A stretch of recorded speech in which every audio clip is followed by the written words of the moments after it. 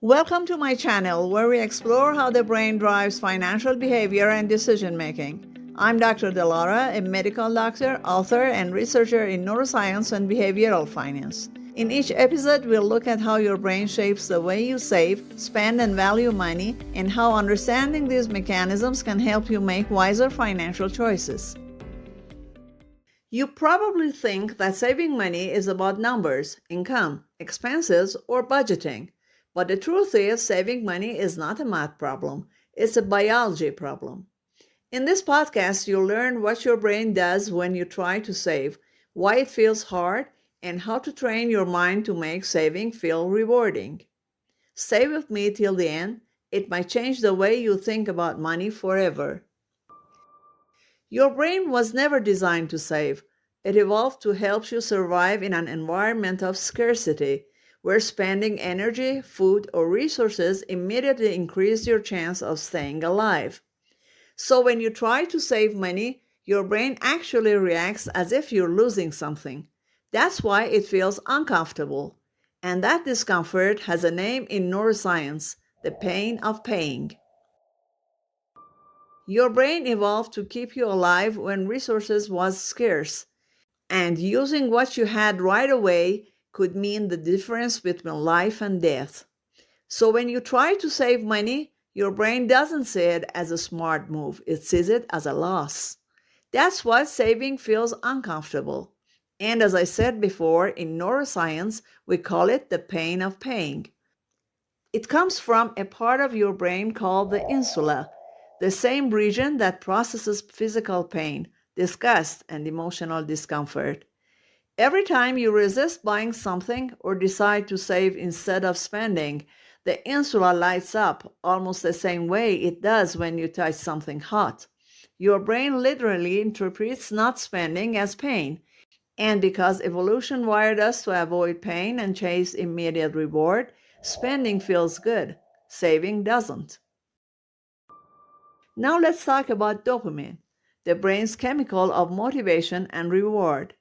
Dopamine isn't about pleasure itself. It's about the pursuit of pleasure, the anticipation of something good. It's what drives you to act, to chase, to reach.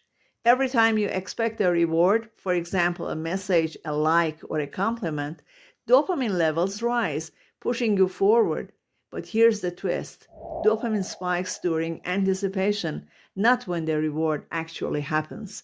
That's why online shopping feels exciting before you even click buy. When you imagine spending, dopamine rises.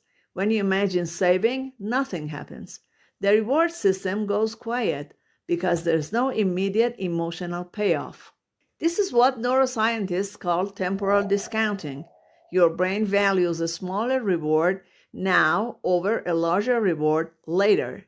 So biologically speaking, saving money means fighting against millions of years of evolution wired for instant gratification. But here's the good news. You already have a built-in system that can override these impulses, the prefrontal cortex. It's the most recently evolved part of the human brain, right behind your forehead.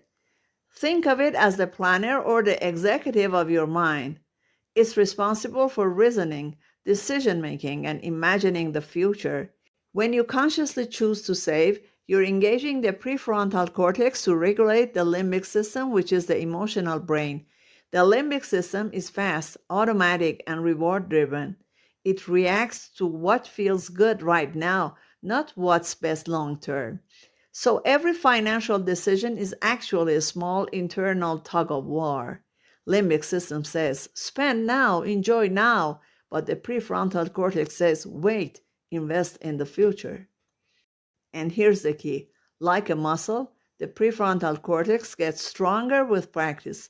The more you delay gratification, the more control you build. Thanks to neuroplasticity, which is the brain's ability to rewire itself, you can literally train your brain to find satisfaction in future rewards. Here are 3 neuroscience-based techniques that can help. Number 1, visualize future reward. Picture what your saving will allow: a calmer life, security, freedom. The brain responds more strongly when the future is vivid and emotionally real. Number two, micro savings and dopamine pairing. Save small amounts often and pair it with a brief pleasure, like checking a progress bar or hearing a rewarding sound.